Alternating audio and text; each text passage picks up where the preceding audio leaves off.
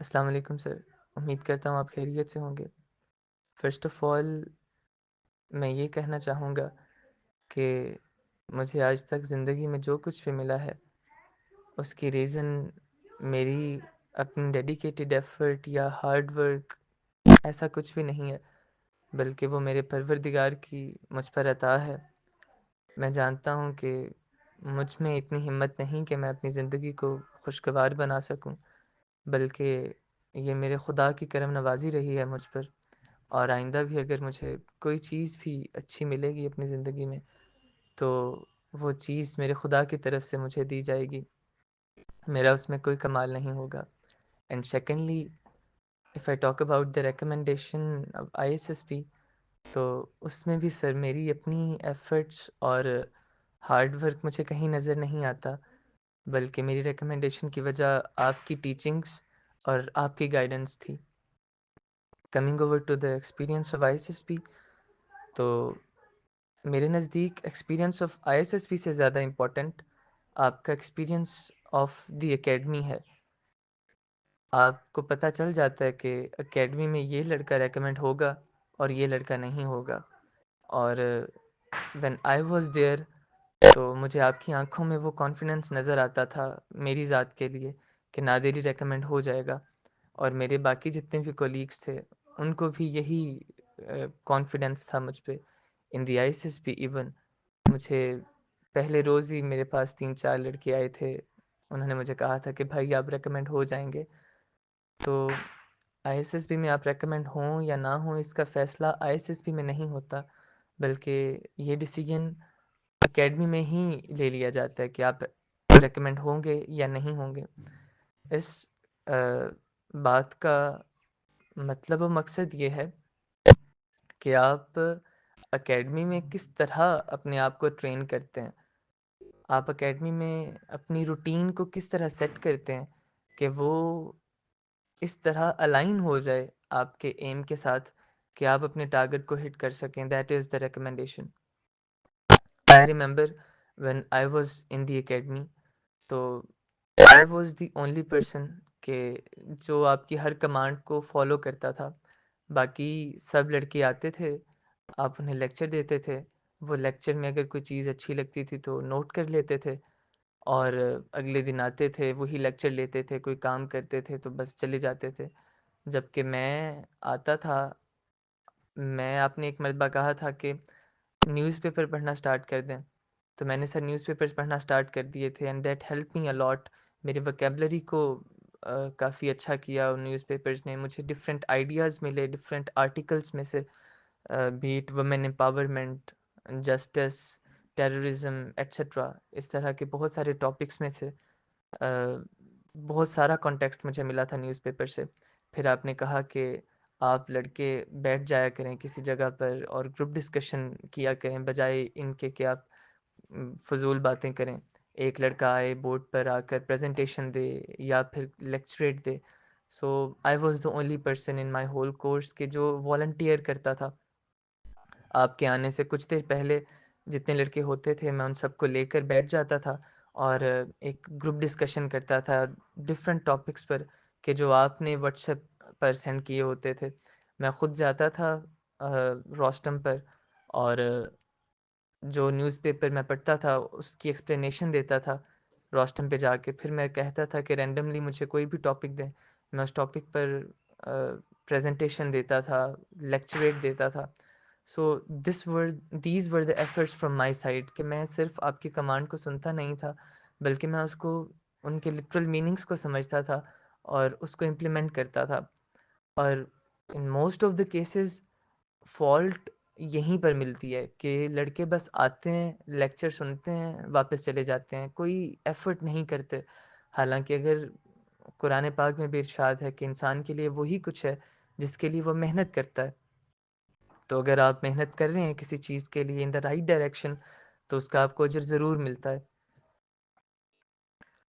और this is the very first thing कि जो मेरी नज़र में ज़रूरी है कि आप अपनी रूटीन को एकेडमी में इस तरह अलाइन करें कि वो आपके जो एम है उसके साथ मिलती हो। और फिर मेरे पास डिस्ट्रैक्शंस नहीं थी। I had the mobile phone, लेकिन उसमें कोई सोशल ऐप नहीं थी। No Facebook, no Instagram, no TikTok. तो मेरी तमाम तर तवज्जो और फोकस अपने आईएसएसपी पर होता था, प्रेपरेशन पे। आपने वैट एससीटी वगैरह का कहा था, तो मैंने जब आपने लेक्चर दिया था साइक टेस्ट का, उससे अगले रोज़ ही मैंने आपको सारे वो वैट SCT picture stories, pointer stories वो लिख कर आपको चेक करवा दी थी। लड़के आपके पास आने में ज़रा हेजिटेट करते थे, क्योंकि उनके पास कुछ और एक्टिविटीज़ हुआ करती थी कि जिन्हें वो प्रेफर करते थे, लेकिन मेरे पास कोई और प्रेफरेंस नहीं थी उस वक्त। मेरा एक ख़ास एम था और मैं उस एम के लिए वर्क करता था। और बजाय इसके कि मैं क्लासरूम में बैठकर कोई सोशल ऐप यूज़ करता या फिर अपने दोस्तों के साथ गप्पे लगाता, मैं जो अपना काम करता था वो आपके पास आकर वो आपको चेक करवाता था और आप उसमें मेरी तस्हीह किया करते थे। जो मेरी मिस्टेक्स थी उन्हें करेक्ट किया करते थे, and that help me a lot. So secondly sir, if you are really willing to do it, then you have to manage. आपको अपनी डिस्ट्रैक्शंस को कम करना पड़ेगा, अपना फोकस अपनी प्रेपरेशन पर रखना होगा। जब मैं आईएसएसपी के गेट से एंटर हो रहा था, तो उस वक्त मेरी प्रेपरेशन इतनी थी कि मुझे अपने ऊपर कॉन्फिडेंस था कि मैं जहाँ पर भी जाऊँगा अपनी वर्थ को प्रूव कर सकूँगा, एंड दैट हैपेंड। मुझे इस तरह लग रहा था कि जो एक्टिविटीज़ होने वाली हैं वो मेरे साथ पहले से हो चुकी हैं, क्योंकि मैं वो प्रैक्टिस कर लिया करता था। मैंने तमाम इंडिविजुअल ऑब्स्टेकल्स प्रैक्टिस किए हुए थे, मैंने कमांड टास्क प्रैक्टिस किए हुए थे, मैंने प्रोग्रेसिव ग्रुप टास्क प्रैक्टिस किए हुए थे, B it lecturette, group discussion, everything I was done with it. और मुझे पता था कि अब मेरे साथ जो होने वाला है, so I was very well prepared for that. हमारे जब पहले रोज़ ब्रीफिंग्स हुई, तो आई वो एक स्लाइड रीड करनी थी। तो वहाँ पर जो सामने थे ऑफिसर, उन्होंने कहा कि I want a person to please stand up and read the paragraph written over here, and without any delay, I was the only person who stood up and read the paragraph in a louder voice that was very confident as well. तो वो पहला दिन था कि जिसने मेरा impression जो था वो पूरे हॉल में काफ़ी अच्छा कर दिया था। तो इन शॉर्ट कि जब मैं प्रिपेयर्ड था, तो मुझे पता था कि आगे आने वाली एक्टिविटीज़ क्या हैं, और मुझे कॉन्फिडेंस था कि अगर मेरी प्रिपरेशन है तो मैं इजीली उन तमाम चैलेंजेस से कोप अप कर सकता हूँ कि जो सामने आने वाले हैं। मेरे साइक टेस्ट्स बहुत अच्छे हुए थे, क्योंकि मैंने पहले से काफ़ी ज़्यादा प्रैक्टिस की हुई थी।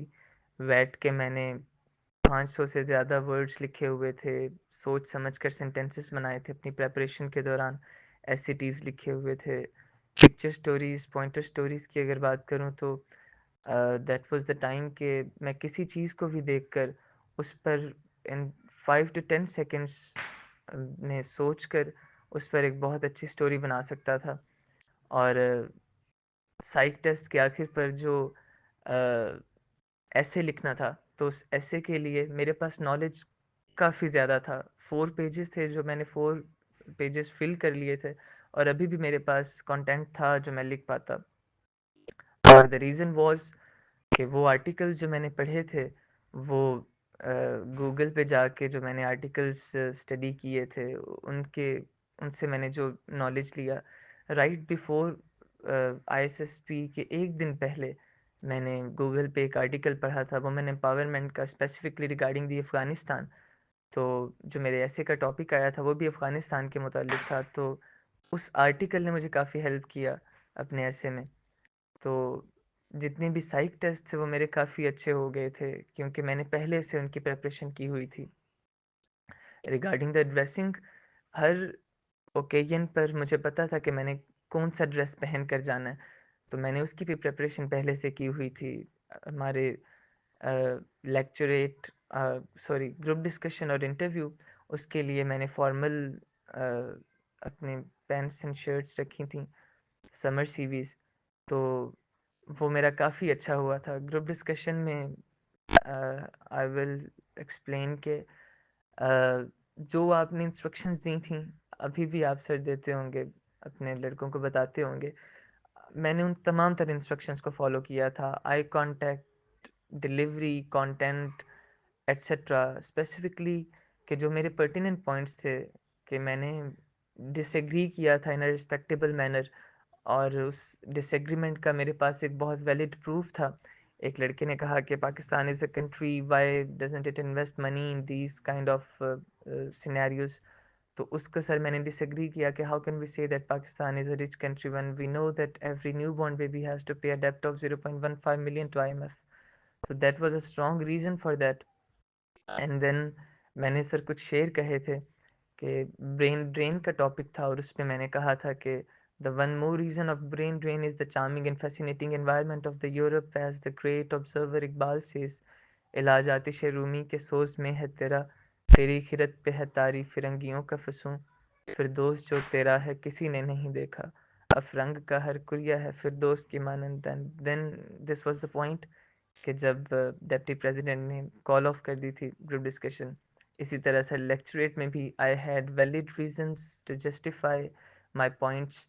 एंड लेक्चरेट में भी सर मैंने आउटशाइन किया था by quoting some verses of Iqbal. And same was the interview sir. Interview के बारे में आपको भी मैंने बताया था कि आई वाज फीलिंग कि वो मुझे क्वेश्चंस, डिप्टी प्रेसिडेंट सर मुझे क्वेश्चंस में ही जवाब बता रहे हैं। वो क्वेश्चन मुझे करते थे और मुझे लगता था कि ये मुझे जवाब भी बता रहे हैं, उनके क्वेश्चन में ही वो जवाब निहा होता था कि जो वो चाहते थे। So it was a very easy interview, very comfortable environment that was. और आखिर पर जाते हुए उन्होंने मुझे कहा था कि नादिल, इफ़ आई हैड टाइम तो मैं और आधा घंटा तुमसे बात करता, थैंक यू सो मच। और फिर सर मैं जब बाहर जाने लगा तो he was smiling. That was a very good moment for me. I was very confident कि मेरा interview, group discussion and everything जो भी हुई है वो बहुत अच्छी हुई है। GTO टास्क बहुत अच्छे हुए थे सर, क्योंकि मैं पहले कह चुका हूँ कि जिस तरह मैंने प्रैक्टिस किए थे पहले भी, I was the only person कि जिसका पूरे बैच में कि जिसका हाफ ग्रुप टास्क कंप्लीट हुआ था with in the given time. और वो कमांड टास्क सिर्फ मेरा था जो कंप्लीट हुआ था, जो बाकी ग्रुप्स थे उनमें से। ओ, द रीज़न वॉज सर कि मैंने पहले से प्रेपरेशन जो थी वो काफ़ी की हुई थी, तो मुझे कॉन्फिडेंस था रिगार्डिंग द इंडिविजुअल ऑब्स्टेकल्स। तो आपने मुझे बताया था कि फ़िज़िकल फिटनेस से ज़्यादा इंपॉर्टेंट फ़िज़िकल एंड्योरेंस है। सर मैं 2 मरतबा गिरा था अ, बड़ी सख्ती के साथ, लेकिन मैंने हर मर्तबा मज़ीद एग्रेशन के साथ वो ऑब्स्टेकल परफॉर्म की थी। और इंडिविजुअल ऑब्स्टेकल्स के बाद मुझे इस बात का कॉन्फिडेंस था कि GTO मेरी परफॉर्मेंस से सेटिस्फाइड होंगे। And after all the tasks, GTO was seeing me and he was saying that जो लड़के रेकमेंड हो जाएंगे मैं उनको कहूँगा कि अकेडमी जाके वो हार्ड वर्क करें। So before every I was leaving the ISSP, मुझे पता चल चुका था कि मैं रेकमेंड हो जाऊँगा। And very next day sir मैंने जब रिज़ल्ट खोला तो the first glance was on congratulations, जो सामने लिखा हुआ था। That was a very very proud moment for me, कि मुझे लग रहा था कि मेरे खुदा ने मुझ पे करम किया है और मुझे वो दिया है कि जिसके शायद मैं जिसे डिज़र्व भी नहीं करता। At the and I would say कि मेरे लिए इस एक्सपीरियंस को बयान करना कम वक्त में पॉसिबल नहीं है। The experience of ISSP, the experience of the academy, लेकिन इन शॉर्ट मैंने जो बेसिक चीज़ें हैं वो कवर की हैं। और मैं ये कहूँगा कि सबसे पहले तो किसी लड़के को इस बात पर यकीन होना चाहिए कि उसकी ज़िंदगी में अगर उसे कोई कामयाबी मिलती है तो इस कामयाबी की वजह इनायत परवरदिगार है, और उसका अपने गॉड पर ट्रस्ट होना चाहिए। And secondly, if he is in the academy and if he is really willing to achieve the goal, तो उसके लिए उसे एक डेडिकेटेड एफर्ट करनी पड़ेगी, अपनी डिस्ट्रैक्शंस को कम करना पड़ेगा, और जो गाइडलाइंस हैं प्रोवाइडेड उनको फॉलो करना पड़ेगा। Sir, that is all from my side. Thank you so much.